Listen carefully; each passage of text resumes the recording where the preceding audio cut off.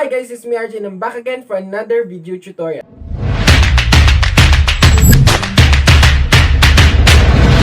And for today's vlog, i-share ko sa inyo kung paano nga ba natin mababasa ang mga messages ng mga kachat natin without letting them know na nasin natin ito gamit lamang effective na app na ito. At kung interesado ka sa video ito ay panoorin mo hanggang dulo. At kung bago ka lang sa channel nito, huwag mong kalimutang mag-like, share, subscribe, and hit the notification bell button para maging updated ka sa mga video na i-upload ko dito sa aking YouTube channel. Simulan na natin ang tutorial na ito. Hi guys, it's me RJ and I'm back again for another video tutorial, and for today's vlog ay share ko nga sa inyo kung paano nga ba natin mababasa ang mga messages ng mga kachat natin without letting them know na nasin na natin ito.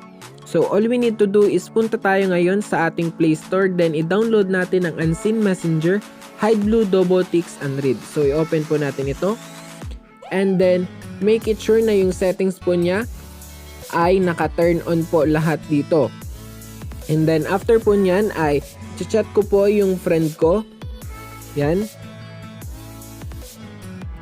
Yan, i-chat ko po siya. And then hintayin lang po natin yung chat niya or yung response niya na mahaba na kung saan ay dito natin mababasa sa Unseen app. So ayun na po yung chinat ko kanina. So dito po natin yan mababasa sa Unseen app without letting her know na nasin na natin yung message niya. So finally, ito po yung message niya sa atin at kitang-kita nyo po yung chat heads ay hindi po nagalaw or hindi po nawala yung one message doon.